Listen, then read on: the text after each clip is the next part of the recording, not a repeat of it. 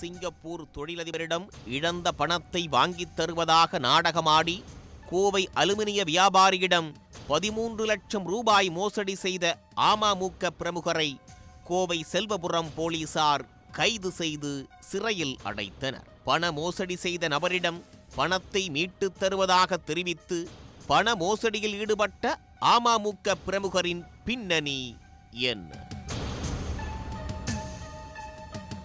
கோவை செல்வபுரம் பகுதியைச் சேர்ந்தவர் ரவி.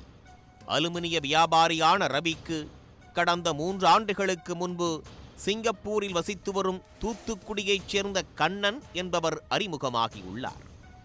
கண்ணனுக்கு தொழில் ஒப்பந்தம் அடிப்படையில் 60 லட்சம் ரூபாய் மதிப்பிலான பொருட்களை ரவி அனுப்பி வைத்துள்ளார். மாதங்கள் பல கடந்தும் கண்ணன் பணத்தை திருப்பித் தராமல் ஏமாற்றி வந்ததாக கூறப்படுகிறது. இதுகுறித்து ரவி ஏற்கனவே போலீசாரிடம் புகார் அளித்துள்ள நிலையில் போலீசார் வழக்கு பதிவு செய்து விசாரணை மேற்கொண்டு வருகின்றனர். இதனிடையே கண்ணனின் ஊரைச் சேர்ந்த அமமுக பிரமுகர் பூலோக பாண்டியன் என்பவர் ரவிக்கு அறிமுகமாகியுள்ளார்.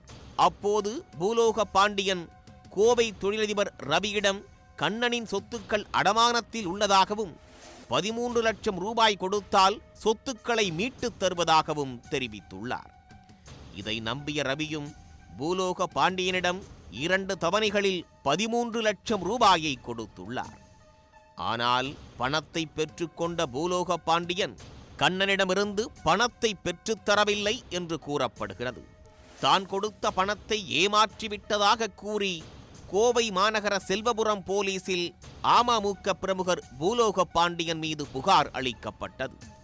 புகாரின் அடிப்படையில் செல்வபுரம் போலீசார் வழக்கு பதிவு செய்து விசாரணையில் ஈடுபட்டனர்.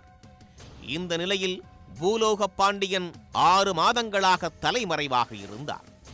கோவை மாநகர காவல் ஆணையர் பாலகிருஷ்ணன் உத்தரவின் அடிப்படையில் காவல் ஆய்வாளர் செல்வராஜ் தலைமையில் தனிப்படை அமைத்து தேடி வந்தனர். தூத்துக்குடியில் அமமுக பிரமுகர் பூலோக பாண்டியன் தலைமறைவாக இருப்பதை அறிந்த தனிப்படை போலீசார் கைது செய்வதற்காக தூத்துக்குடிக்கு விரைந்தனர். அங்கு பதுங்கியிருந்த பூலோக பாண்டியனை கைது செய்து கோவைக்கு அழைத்து வந்து நீதிமன்றத்தில் ஆஜர்படுத்தி கோவை மத்திய சிறையில் அடைத்தனர். உடனுக்குடன் செய்திகளை தெரிந்து கொள்ள சன் நியூஸ் பெல் ஐகானை கிளிக் பண்ணுங்க.